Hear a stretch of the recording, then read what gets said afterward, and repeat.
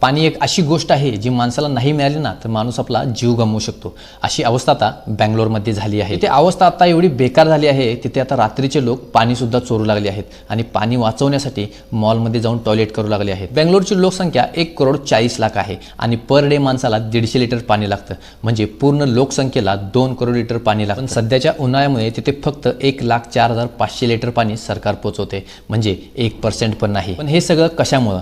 वाढती लोकसंख्या, वाढता इंडस्ट्रीज एरिया। 1961 मध्ये बेंगलोरमध्ये 262 लेक होते आणि आता फक्त 81 लेक उरलेले आहेत आणि त्यात पण इंडस्ट्रीज एरियाचं केमिकलयुक्त पाणी सोडलं जातं। त्यात पाऊस नाही, बोरवेलचं पाणी सुद्धा आटलेलं आहे। मग कसं पाणी पुरणार? अशी अवस्था आपली होऊ नये म्हणूनच आत्तापासून मित्रांनो पाणी वाचवा, होईल तेवढे पाणी जपून वापरा, होईल तितकी झाडे नक्की लावा। आता तर उन्हाळा सुरूच झालेला आहे, अजून काय काय अवस्था होणार आहे देवच जाणे। या व्हिडिओला जास्तीत जास्त शेअर करा आणि व्हिडिओ आवडला असेल तर लाईक आणि आपल्या पेजला फॉलो करायला विसरू नका। चला तर मग